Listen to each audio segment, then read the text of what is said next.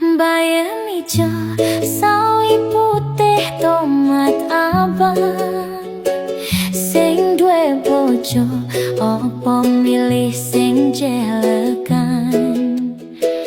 Kabeh kenal yen moro mesti kroyokan. Jan terkenal koyo selebriti dadakan. Saben teko penggemare mesti moro. Sing wis tuwa nganti prawan kabeh ono. Mesti ramah ora tau marah-marah. Ora susah tetep nego nadyan murah.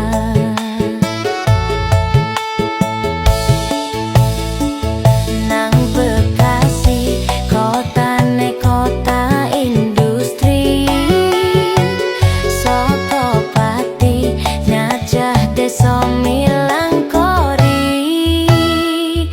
Jangan kangkung, sambal terasi, tempe goreng.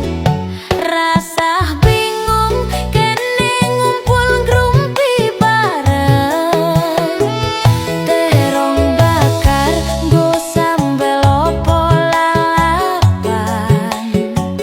Koyo pasar pasukan daster jos tenan.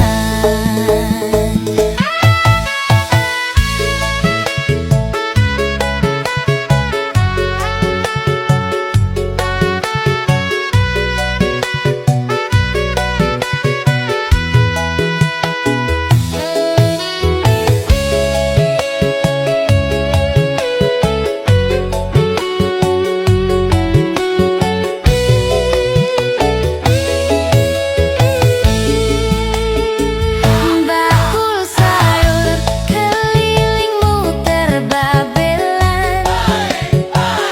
Dalan sepur nganti tekan perumahan.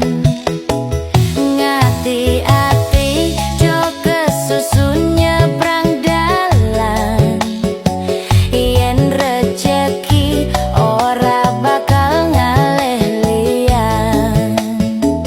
Kuto Geti kejem koyo ibu tiri. Ojo wedi Jowo gampang adaptasi. Jangan kangkung, sambal terasi, tempe goreng. Rasah bingung kene ngumpul ngrumpi bareng. Terong bakar nggo sambel opo lalapan. Koyo pasar pasukan daster jos tenan. Saka Pati ngetan Siti Kalyori. Ojo lali kualitas nomor siji. Sing gemati pelanggane dirumati. Nadyan siji jo nganti ono sing lari. Sayur sehat murah tur paling alami.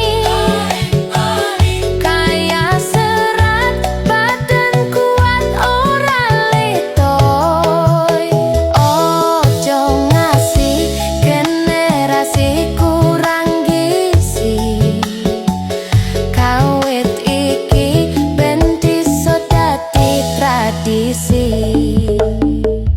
Bakul sayur berkah halal migunani. Mesti jujur ra bakal melu korupsi.